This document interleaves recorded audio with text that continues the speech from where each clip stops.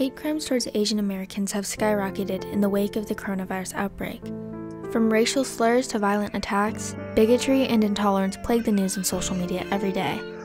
People are hurting, businesses are suffering, and misinformation is spreading like wildfire.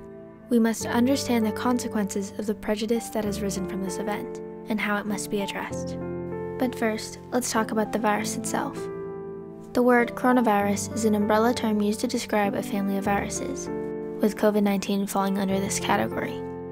This virus spreads primarily through any contact with an infected person when they cough or sneeze, or when you touch a surface or object that has the virus on it. People may be sick with the virus for 1 to 14 days before actually feeling any of the symptoms. These symptoms include a fever, tiredness, dry cough, and in more severe cases, difficulty breathing. But one of the largest issues with this virus has little to do with the symptoms themselves, but rather the way Asian Americans have been treated as a result of being poorly portrayed in the media. Some important developments in our war against the Chinese virus.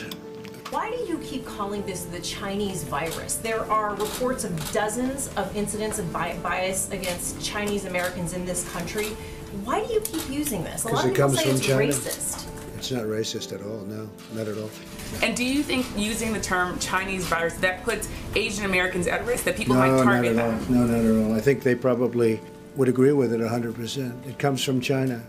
While Trump argues that his use of the term Chinese virus isn't racist or inappropriate in the slightest simply because the virus originated in China, he needs to understand that the federal government has a responsibility to protect their citizens by not inciting any violence.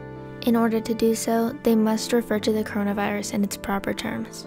And whether or not this was his intention, people have been taking Trump's use of the phrase Chinese virus as an excuse to unleash their internalized racism towards Asians. The term Chinese virus only spawns more euphemisms such as the Kung flu, which was an actual term used by someone in the White House.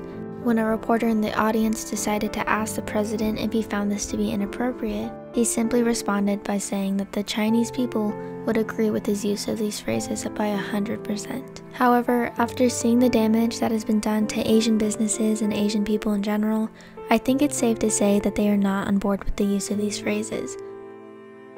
Sam says he's lost $1.5 million and business is down around 50%. He shouted, I don't want your coronavirus in my country. He told the BBC he was walking down the street last week when 4 people attacked him. While much of the damage has already been done, it is important that we take the necessary steps to try and stop COVID-19 and false information from spreading any further. So, what do we do? Stay home. Even though 6 feet is the recommended distance you keep from people, avoid doing the bare minimum. Avoid touching your eyes, nose, and mouth with unwashed hands. Try to wash your hands often with soap and water for at least 20 seconds. Clean and disinfect frequently touched objects and surfaces. And if you use hand sanitizer, make sure it has at least 60% alcohol. In terms of trying to prevent the spreading of any more false information, it is important that we use the words coronavirus or COVID-19, rather than using any phrases that could potentially create more xenophobia.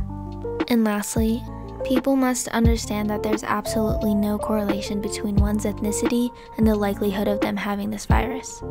The virus does not discriminate, meaning anyone could get it, so make sure you take the necessary precautions and stay safe.